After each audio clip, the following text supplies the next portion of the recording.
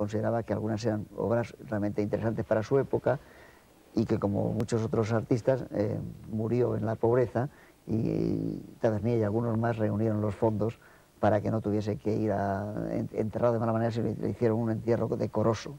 Entonces él reivindica efectivamente cierto cine, y es un apasionado de Renoir, ojo, porque hay alguna cosa, yo en mi escena que pienso elegir, hay un toque Renoir, es maravilloso, y creo que sí, que es un hombre que ha ido madurando. ¿Qué cineasta francés no está influenciado por Renoir? Es muy difícil, encontrar a un cineasta Pero hay un plano, francés. por ejemplo, que cuando van a una de las casas que van ellos, hay un plano de una vieja casa casi en ruinas de París, que parece una película del año 30 y parece alguna película de Renoir, exactamente.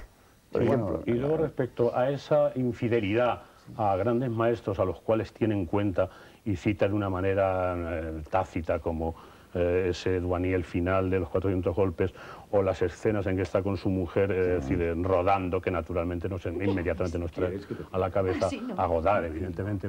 Esa escena maravillosa en que está con la mujer, incluso la frescura con su mujer, le dice de pronto, ruedas para reconocer, dice, no, para conocer mejor. Evidentemente, esa es un diálogo de cineasta en lo que, vamos, radical, y incluso la puesta en escena de Godard. Y enloquecido. Pero no acaban ahí las cosas, sino que con su evidente y visible homenaje a sus tíos o hermanos mayores, de Nouvelle Vague, aparte de esto, es decir, él tuvo incluso la insolencia de, en su primera película, si no me equivoco, en su primer largometraje, que es una novela de Simenon que se llama El relojero de Saint-Paul, de buscarse como guionistas a Orenche y Bosch, que eran dos bestias negras, clarísimamente, en el artículo de Truffaut sobre los vicios y el academicismo, que tenía toda la razón del mundo sobre el cine francés. De manera que Tavernier dice de pronto, bueno, pues pese a mis respetos visibles por Truffaut y mis hermanos mayores, ahora voy a tener ahora en Chivos que eran sus bestias negras como guionistas. Y que además son unos señores que yo considero sólidos, que conocen muy bien su profesión, son unos grandes dialoguistas,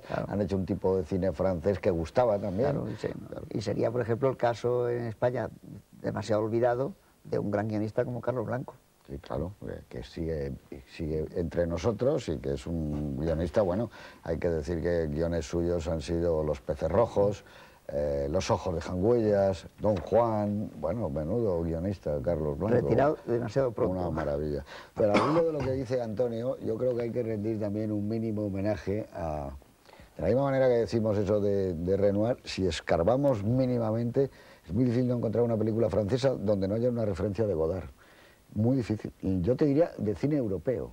Porque Godard a lo mejor no ha tenido el impacto de esas películas, de decir, bueno, una película que conmocione desde sus principios, pero en cada película suya hay un hallazgo que luego lo ves de una manera o de otra metido en directores que en principio parece que no tienen nada que ver con su puesta en escena. Claro. Pero hay un momento de frescura que transmite siempre Godard, algo de primera mano. Godard es primera mano.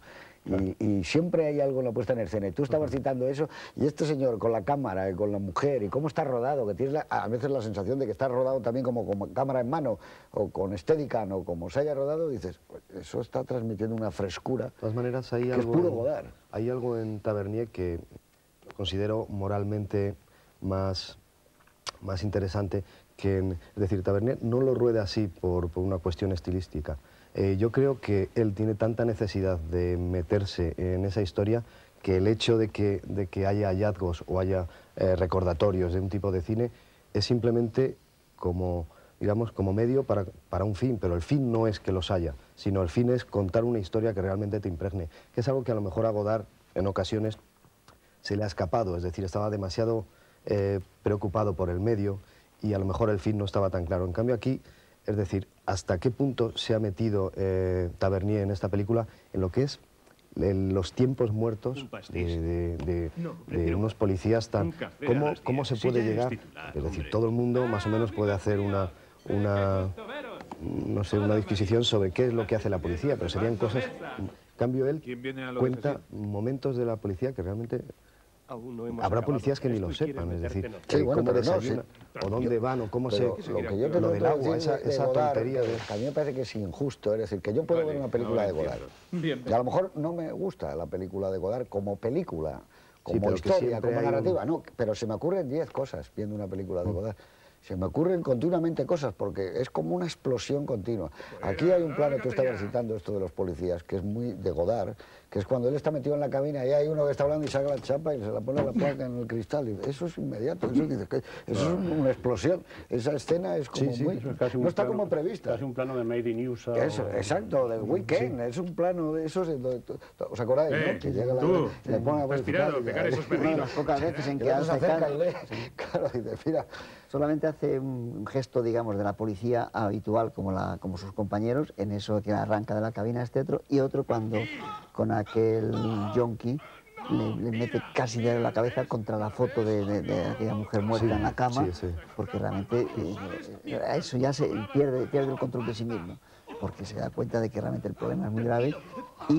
Y lo que es muy bonito es todo ese mecanismo que decía Oti de la policía, la falta de medios, los lugares que tú has mencionado, desconchados, terribles, edificios bueno, en un país, túneles, en un país de tanta... No, en París. Desde luego cumple justo la función contraria que algunos telefilms de estos americanos que prácticamente te dan ganas de ir al sitio más cercano a hacerte policía y que te den también esos trajes tan estupendos. No, aquí yo no creo que un espectador más o menos normal ve la sordidez de todas las carencias de esa gente, no solo carencias que tengan más o menos folios para rellenar, no, sino carencias incluso morales, hasta el punto de que él en una escena fantástica confiesa que se siente sucio. Se siente sucio por una serie de minucias que Tavernier ha ido recogiendo, que son un accesorio dentro de la película aparentemente, que en cambio van llenándote a ti y al protagonista de esa especie de desazón, es decir, pero ¿qué vida es esta? Claro.